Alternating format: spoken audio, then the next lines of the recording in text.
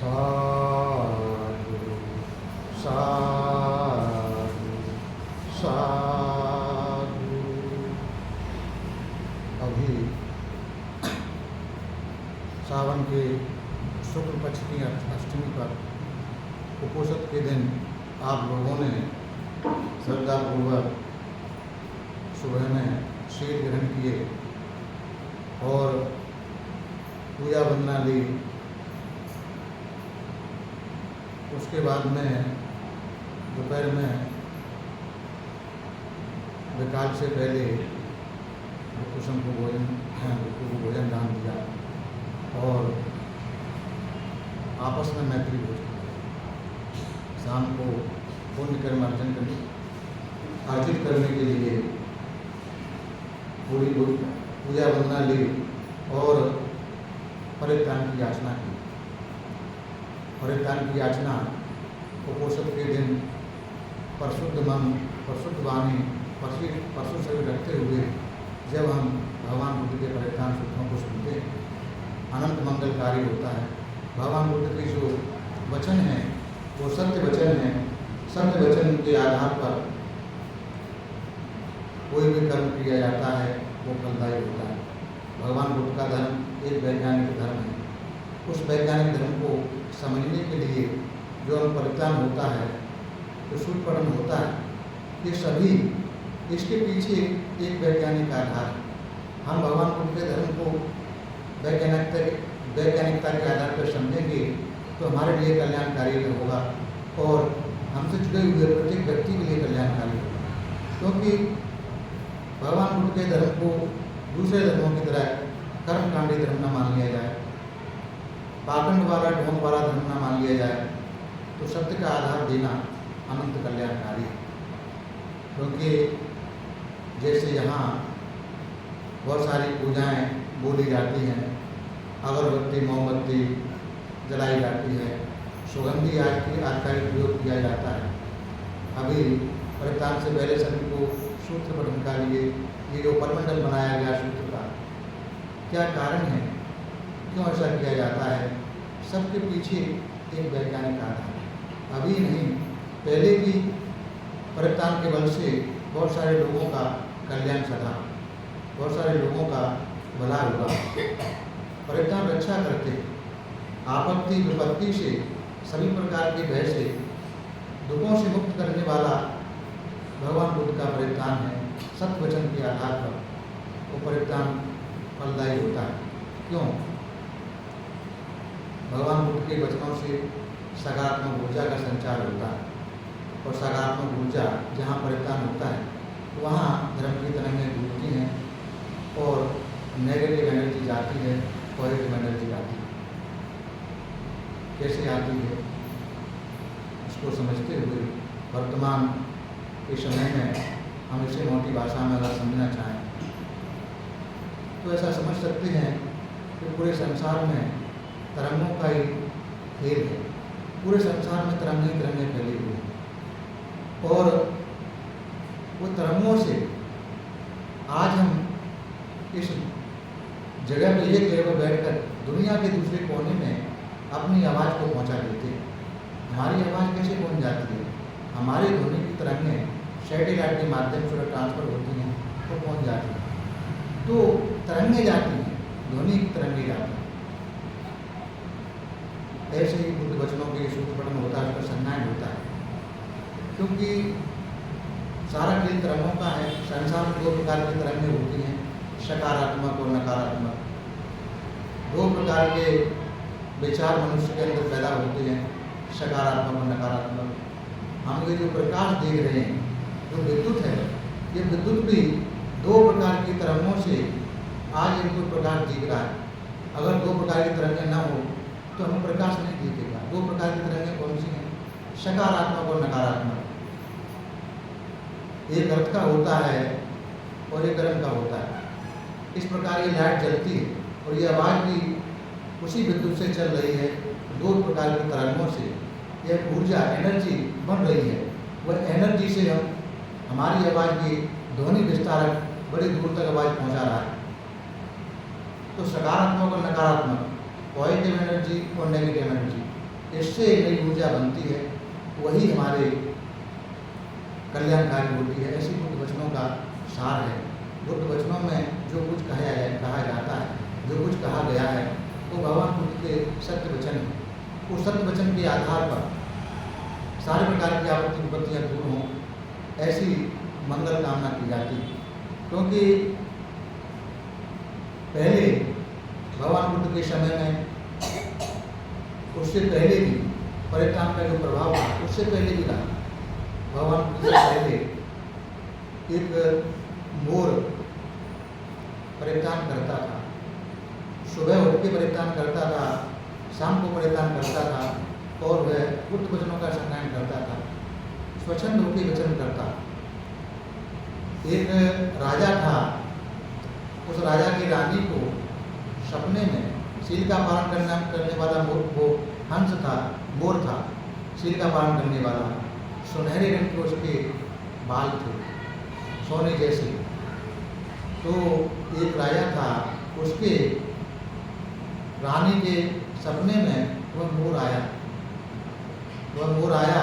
तो रानी ने अपना सपना अपने राजा को बताया कि मुझे वह मोर चाहिए, मुझे वो मोर चाहिए, मोर नहीं मिलेगा तो मैं मर जाऊंगी। ऐसा उसने जिद ठान ली। तो राजा ने सभा बुलाई और सबसे पूछा, क्या सोने के रंग का मोर होता है क्या? अगर सोने रंग का मोर मेरी रानी को सपना आया है, कहीं होता होगा, उसको तलाश करो और उसे लेके आओ। जिसकी जो कीमत चाहिए वो कीमत देंगे, लेकिन मोर को लेके आओ। ऐसा उन्होंने, राजा ने आदेश कर दिया। सारे लोग, जो शिकारी लोग थे, मोर की तलाश में लग गए। वह सुमेरु पर्वत पर मोर सुबह परिधान करता, शाम को परिधान करता और स्वच्छंद होकर वचन करता था। तो एक शिकारी ने उस मोर को देखा, वो राजा को बताया। तो राजा ने आदेश किया, किसी भी हाल में उसको पकड़ के लेके आओ। परिधान के बल से वह शिकारी जाल बिछाते बिछाते परेशान हो गया, मोर को नहीं पकड़ पाया। वो शिकारी मर गया, उधर वो राजा भी मर गया। राजा ने भी कह दिया कि वो मोर है, रानी भी मर गई। ऐसा द्वेष स्थापित हो गया उन दोनों के हृदय में। वो रानी ने राजा का अपने लेके रख दिया कि फलाने पर्वत पर ऐसा मोर रहता है, उस मोर को पकड़ के लाएंगे तो चक्रवर्ती राजा बनेंगे। इस प्रकार सोने की तख्ती पर लिख के रख दिया। शिकारी भी अपने पीढ़ी में ऐसे लिख के कर गया, उसको मोर को पकड़ के लाने से कितनी बड़ी संपदा मिलेगी, अथाह खजाना मिलेगा। तो इस प्रकार पीढ़ी दर पीढ़ी राजा के कुल के प्रयास करते रहे, शिकारी के कुल के प्रयास करते रहे उस मोर को पकड़ने के लिए। और मोर परिधान करते हुए उसका अपना रक्षण करता रहा। सुबह शाम परिधान करते रहकर, सुबह पर उठता तब परिधान करता, और जब शाम को आराम करने जाता तो परिधान करता। इस प्रकार अपनी रक्षा करता रहा। ऐसे करते करते 7 पीढ़ियाँ बीत गईं। 7 पीढ़ियाँ बीत गईं, लेकिन उस मोर का कोई भी शिकार नहीं कर पाया, पकड़ नहीं पाया। फिर अगली पीढ़ी में एक राजा होता है, आता है, उधर शिकारी कुल में शिकारी आता है। अब देखते हैं कि हमारे दोनों के जो थोड़े प्रज्ञावान होते हैं, थोड़ा बुद्धि भी लगाते हैं कि हमारे कुल के 7 पीढ़ियाँ बीत गई और हमारे कुल के 7 पीढ़ियों से निरंतर प्रयास कर रहे हैं, इस मोर को नहीं पकड़ पा रहे हैं। मोर शीलवान था, शीलों का पालन करने वाला था, इसलिए उस शील के पालन के पुण्य के प्रताप से सोने के रंग का हुआ था, परिधान करता था, इसलिए उसकी रक्षा होती थी। तो कोई ना कोई कारण होगा, अगर एक कारण का पता लगाया जाए। तो राजा ने युक्ति सुझाई, शिकारी को भी युक्ति सूझी कि पहले मोर का पता लगाया जाए कि करता क्या है। पता लगाया गया तो उनको पाया कि मोर परिधान करता है, शील का पालन करता है। शील का पालन करता है उसके बल से और परिधान करता है उसके बल से। उसकी रक्षा 7 पीढ़ियों से लगातार हो रही है। तो किसी प्रकार इसका शील भंग कर दिया जाए तो इसको हम बंधन में ले सकते हैं और 7 पीढ़ियों के अपने माता पिता का जो अभिलाषा है उसे पूरी कर सकते हैं। तो हमारा ऋण से चुकता हो पाएंगे, अन्यथा ये ऋण हमको बहुत बोझिल करेगा, जाने कितने समय तक हमको भोगना पड़ेगा। इस प्रकार विचार करते कि शील भंग कैसे हो। शील भंग कैसे हो, तब वो तलाशते हैं, कहीं मोरनी लेके आते, उस मोरनी को छोटे से पालते, सिखाते पढ़ाते, छोटे से पाल कर सिखाते पढ़ाते हैं और उसी पर्वत पर, सुमेरु पर्वत पर छोड़ देते।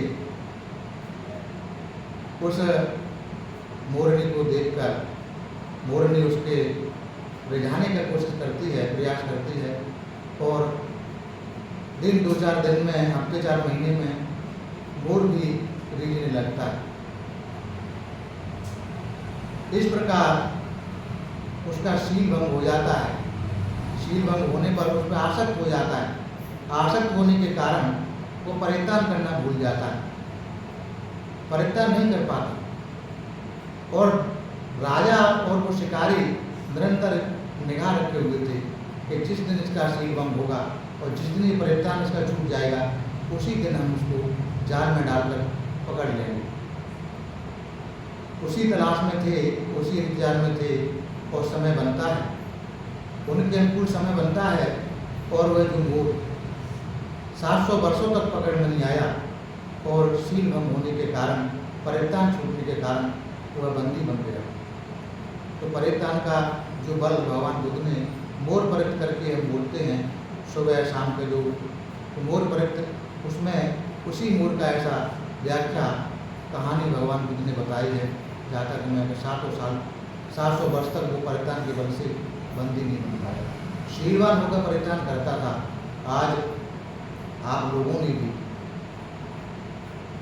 सभी प्रकार की आपत्ति विपत्ति, सारे प्रकार की विघ्न बाधा से मुक्ति के लिए, सभी प्रकार के सुख समृद्धि की प्राप्ति के लिए उपोषण शील ग्रहण करते हुए यह परित्याग की याचना की है। परित्याग अनंत मंगलकारी होते हैं, भगवान बुद्ध ने बताया है।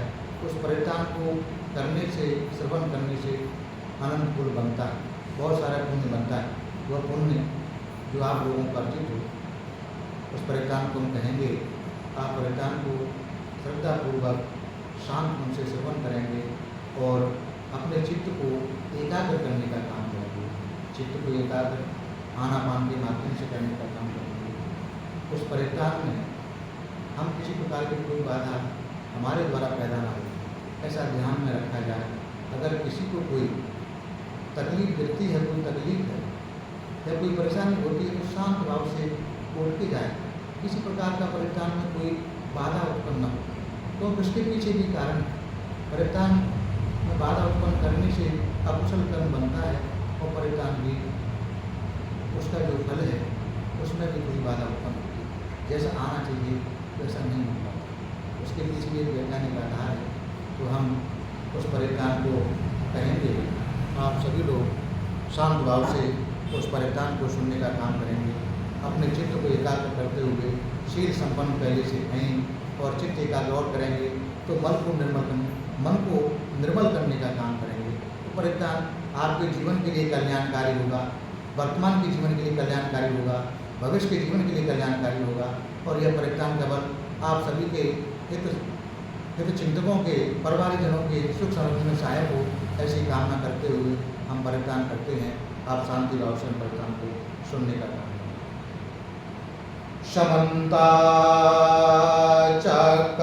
चक्रवालेषु अत्रा गच्छन्तु देवता सादमं मुनिराजस शृण्वन्तु शाकमुख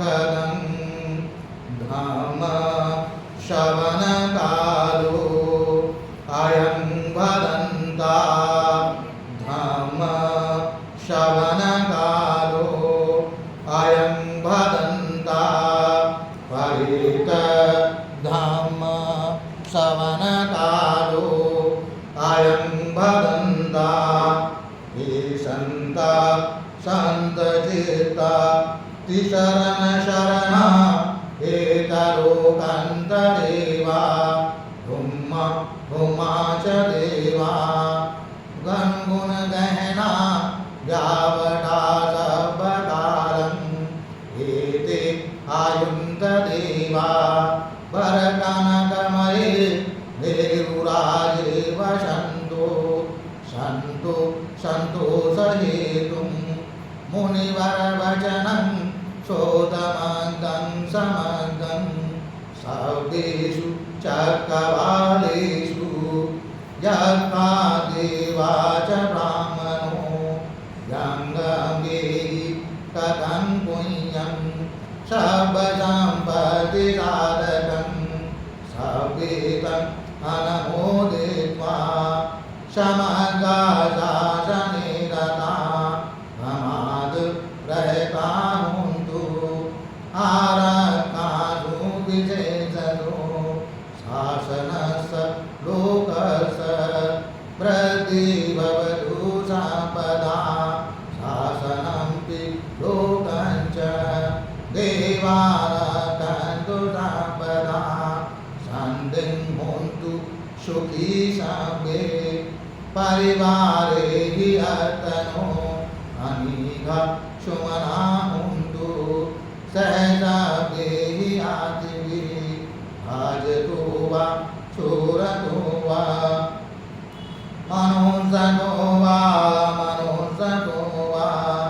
अग्नितो वा उदकतो वा कानुगतो वा दण्डकतो वा नकदतो वा पितागतो वा नकदतो वा पितागतो वा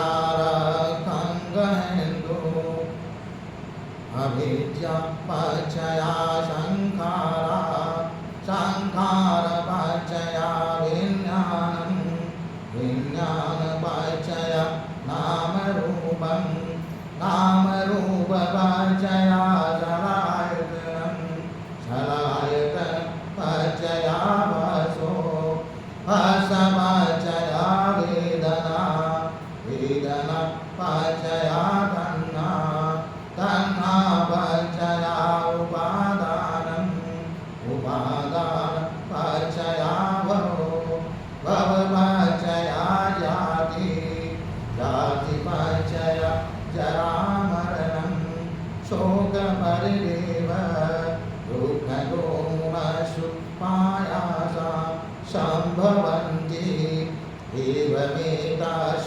केवलश लोकान्तान्दास समुदयोति अविद्या अदेव अशेषविरागनिरोधा संखारनिरोधो संखारनिरोधा विज्ञाननिरोधो विज्ञाननिरोधा नामरूपनिरोधो नामरूपनिरोधा शलायतननिरोधो शलायतननिरोधा पाशनिरोधो हर्षनिरोधा उपादाननिरोधो हर्षनिरोधा वेदनानिरोधो वेदनानिरोधा उपादाननिरोधो उपादाननिरोधो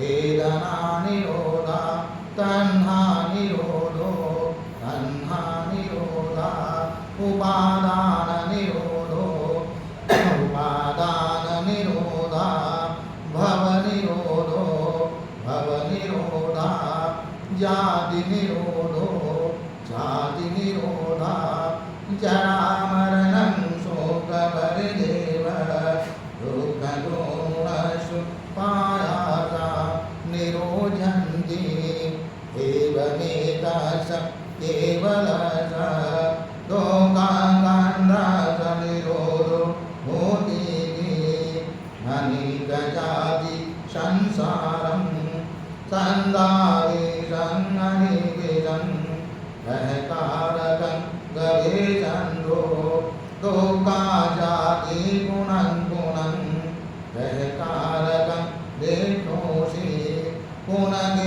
पुनगेरन्नकासि सपादि पाशुकावगा गहकूटं विसंकितं विसंखार गतं चेतं तन्नानं खयमज्जगाति एतेन सचवाजेन सोतिदेहो दुरापदा एतेन सचवाजेन सावरोगावयारोगा विनाशतु एतेन सचवाजेन होतु ते जयमङ्गलं यानि च भूतानि क्षमागतानि ओमानि वाराणि वन्तरिक्षे सादेव भूता सुमना भवन्तु अधो विरागाच शृण्वन्तु भाषितं रसमानि भूता निशामेत शब्दे मेदं करोदमानुषिया प्रजाय दिवाचरतो च हरन्ति ये बलिं दशमाहि नेराकटपमत्ता यं किञ्चिवेतं विधवाहुरं वा साकेषु वायं रतनं पनीतं मनोषमं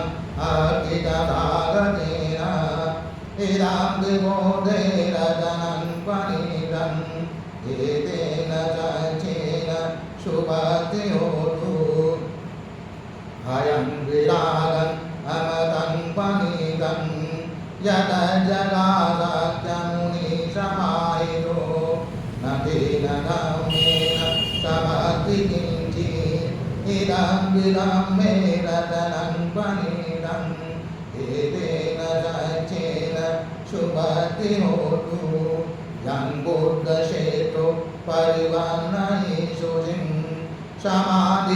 समाधिमानन्तरितं यमाहु समाधिना तेन समो न विद्यते इदं विदं मे रतनं पनीतं एतेन सचेन शुभतिहोतु ये पोगला अर्धशतं पशता चत्वारि एतानि युगानि हुन्ति एतद्दिनैः सुगतस्य सावका एतेषु दिनानि महाफलानि इदं विसङ्गे रतनं पनीतम् एतेन सचेन शुभतिहोतु येषुपयुक्ता मनसा दलेन निकामिनो गौतमशासनं हि ते प्रतिपत्ता अमतं विजया लब्धा मुदारे कुतिं मुञ्जमाना इदं विसङ्गे रतनं पनीतम् एतेन सचेन शुभतिहोतु यतिन्दखिलो पटविषितोषिया चतुर्विवादेवी असम्पतं प्रियो तदूपं सपुरुषं वदामि यो आर्यसत्यानि अवेचपसति इदं विसङ्गे रतनं पनीतम् एतेन सचेन शुभतिहोतु ये आर्यसत्यानि विभावयन्ति गम्भीरमयेन सुदेशितानि किञ्चापि ते होन्ति घोषप्रमत्ता न देववङ्गमङ्गादियन्ति इदं विसङ्गे रतनं पनीतम् एतेन सचेन शुभतिहोतु सहावस दर्शनसम्पदाय तयस्तु धम्माजहिता भवन्ति सकाय दीर्घि विचिकित्सितं च शीलवतं भावि यतति किञ्चित् चतुर्वपाये च विपमुतो चचाविधानानि अभबुकातुम् इदं दिशङ्गे रतनं पनीतम् एतेन राज्येन जुवति ओदु किञ्चापिषु कर्मं करोति पापकम् कायेन वाचा उदचेतसा वा अभवुषु तस्य पठेक्षदाय अभवतारे च पदस्य भूता इदं विशङ्गे रतनं पनीतम् एतेन राज्येन सुवर्ति होतु गणपकुम्भे यथा पोषितग्रे किं मानमासे पटमस्मि किम्भे तद्रूपं धम्मवरङ्गदेशये निर्वाणगामिन् परमं हिताय इदं विबुधे रतनं पनीतम् एतेन राज्येन सुवर्ति होतु वरो वरण्यो वरदो वराहरो अनोतरो धम्मवरम् अदेशये इदं विबुधे रतनं पनीतम् एतेन राज्येन सुवर्ति होतु हीनं पुराणं नवं शम्भवम् विराटचेतायति केववस्मिन् एकेन बीजा हरिरुल्लछन्दा निपन्तिरायथायं परीतो इदं विशङ्गे रतनं पनीतम् एतेन राज्येन सुवर्ति होतु यानीदभूतानि क्षमागतानि पुम्मानि वाराणि भवन्तरेके तथागतं देव मनुष्यपूजितं पोतान्नमसामि सुवर्ति होतु यानीदभूतानि क्षमागतानि पुम्मानि वाराणि भवन्तरेके तथागतं देव मनुष्यपूजितं धम्मन्नमसामि सुवर्ति होतु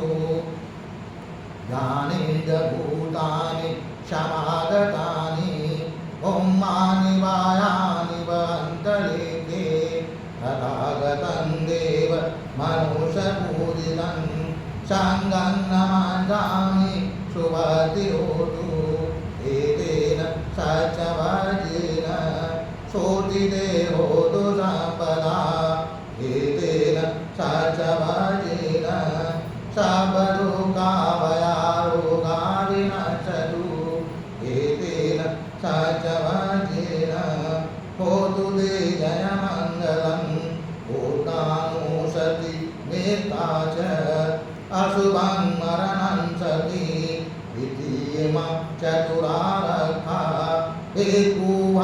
भिक्खुभावेयशीलवा अनन्त वेदारगुणं गुणतोऽनुसरन् मुनि भावेय बोधिमा भिक्खु बोधानो सतिमादितो सवासने विदेशेषु एको सभे निघातीय अरुषु शुद्ध संतानो पूजानं च सदारहो सर्वकालगते धम्मे सर्वे समाश्रयं मुनि सर्वाकारेण योजित्वा एको वायुरङ्गतो विपश्यनादि विचारी शीलादिचरणे च सुसंवेदे सम्पन्नो गगनाविनायको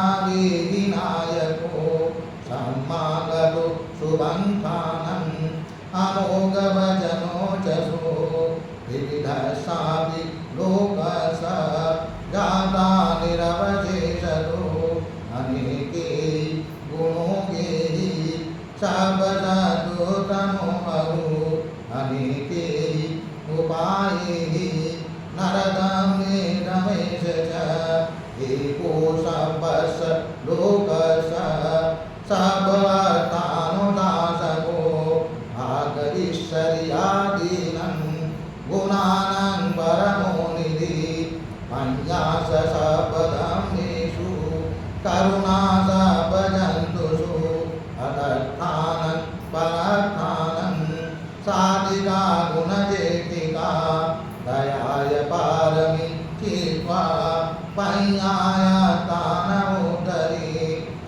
उदरी शब्दमे च दयायै च उदरी दृश्यमानोऽपि पितावस रूपकायो अचिन्त्यो रसधारन् ज्ञानदे धम्मकाये कथावतादि अरूपमाय सब्देशं सत्तानं सुखकामदं हसित्वा कमदोमेतं सपादत्तेषु भावये सुखी भवेयु निर्दुःखो अहं नेचं अहं विय हिता च मे सुखी होन्तु मज्जठा दशवीरिणो हिमन्नि कामं खेतन्नि शक्ता होन्तु सुखी सदा ततो परञ्च राज्येषु चक्रवालेषु जन्तनो समन्त चक्रवालेषु शक्तानन्तेषु पाणिनो सुखिनो पुग्गलाभूता अर्थभावगताशयुं तथा इति पुमाचेव अर्यानर्यापि च देवानरा अपायता तथा तददिशासु चादि अभिज्ञानं शुभं निमं सविज्ञानं शुभं निमम् आयम् अशुभतोपसम् अशुभं भावयेयति वह्नशण्ठान् गन्धेहि आशयो काशयो तथा अटिपुल्लानि काये मे पुनपानि द्वषोलश अतितं माति पुनपा जेगोचं कायनिशिरम् आधारो हि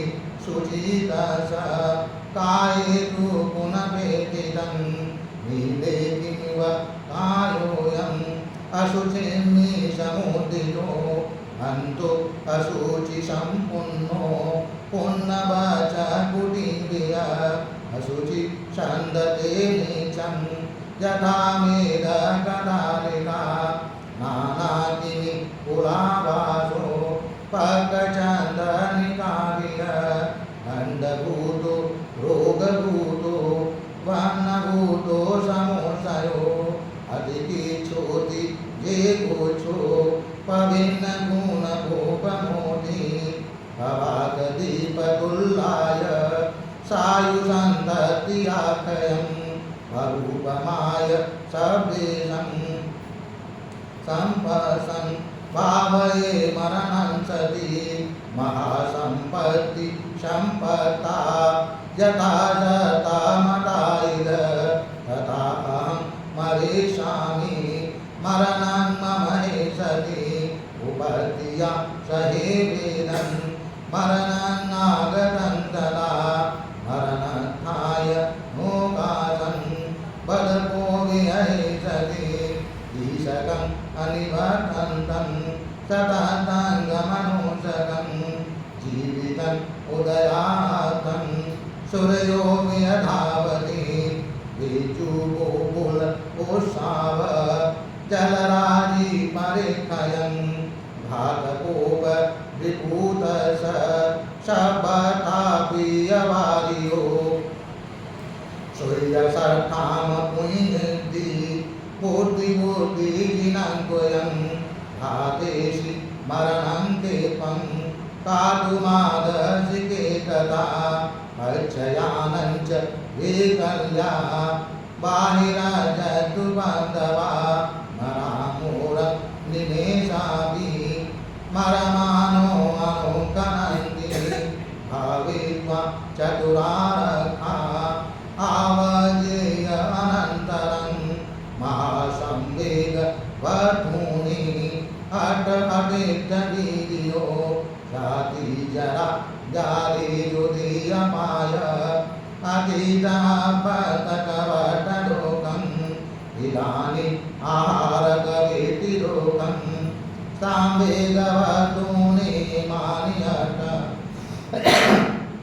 पातो च सायमपि चेवैमं विधेयो आसेवते सततमत्त हिताविलासी अपोतिशोति विपुलं हतभारिबन्धो चेतां सुखं मुनिवेशमितं मतं सुखेन चाति एतेन सच्चवाज्येन शोधिते होतु सर्वदा एतेन सच्चवाज्येन सर्वदुःखावयारोगा विनाशतु एतेन सच्चवाज्येन होतु ते जयमङ्गलम् अपितयं चकुमायिकराजा हरिशवन्नो वटविपवासो अन्तं नमस्यामि हरिशवन्नं वटविपवासम् भयजगोता विहरे मुनिवशं हे ब्राह्मणा वेदघोषपदं तेने नमो तेजमं पालयन्तु नमस्तु बोधानं नमस्तु बोधिया नमो विमोदानं नमो विमोदिया हिमंशो परितं गत्वा मोरो वासमकपयिति देवेन सज्जवाजेन शोधिते होतु सर्वदा एतेन सज्जवाजेन सर्वलोकावयारोगा विनाशतु एतेन सज्जवाजेन होतु ते जयमङ्गलम् श्रीमतिदेयो जय श्रीमहि धीमागुणम् अभिरमितपुण्याधिकारस्य शवन्तराय निवारणं समर्थस्य भगवतो अर्हतो सम्मा सम्बुद्धस्य वन्दिषकारमः पुरुषलक्षणानुभावेन अशीत्यानुव्यञ्जनलक्षणानुभावेन अटुरशतमङ्गललक्षणानुभावेन चापदस्यानुभावेन हेतुमालानुभावेन दशपारमितानुभावेन दशपरमतपारमितानुभावेन दशौपपारमितानुभावेन शीलसमाधिपञ्यानुभावेन भूतानुभावेन धर्मानुभावेन संघानुभावेन तेजानुभावेन विद्यानुभावेन बलानुभावेन धर्मानुभावेन चतुराशीतिसहस्र धर्मखण्डानुभावेन नवलोकोत्तर धर्मानुभावेन आठाङ्गिकवाक्यानुभावेन अर्थसमपत्यानुभावेन चरणीयानुभावेन मेधाकरुणा मुदितामुपेकानुभावेन सर्वपारमितानुभावेन रतनैत शरणानुभावेन तुह्यं सर्वरोगशोकौपतव दुःखदोमुनसुपायासा विनाशन्तु सर्वसङ्कल्पतुल्यं समीजन्तु दीर्घायको होतु शतवर्षजीवेन समाङ्गिको होतु सर्वदा आकाशपवतवनमिटाकगङ्गा महासमुदारका देवता सदा तुङ्गे अनुराकन्तु सर्वभूतानुभावेन सर्वधर्मानुभावेन सर्वसङ्गानुभावेन भूतरतनं ब्रह्मरतनं सङ्गरतनं भिन्नानुरतनानुभावेन चतुराशीत् सर्वसैधम्मखण्डानुभावेन विटकर्तयानुभावेन जिनतावकानुभावेन सभ्येते रोग सभ्येते भय सभ्येते अन्तराय सभ्येते उपद्रव सभ्येते गुणनिन्द सभ्येते अवमङ्गला विनाशन्तु आयुवर्धको धनवर्धको श्रीवर्धको यशवर्धको बलवर्धको वर्णवर्धको सुखवर्धको होतु सर्वदा दुःखरोग भयावीरा शोकासभ्येरुपद्रवा अनेक अन्तरायापि विनाशन्तु च तेजसा जय धनं लाभं शौचं भाग्यं सुखं बलं श्रियायुष वनोच भोग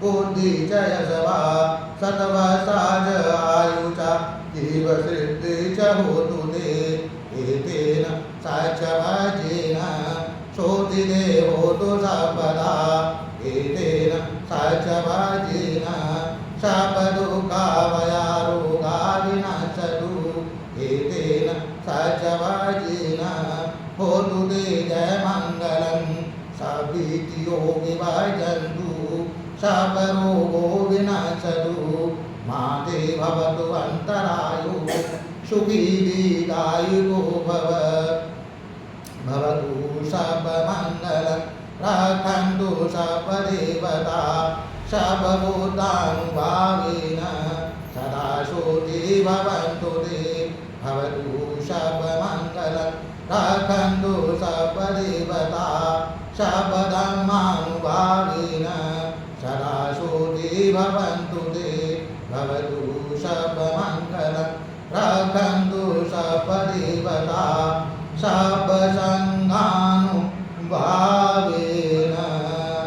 सदा शोचे भवन्तु ते सा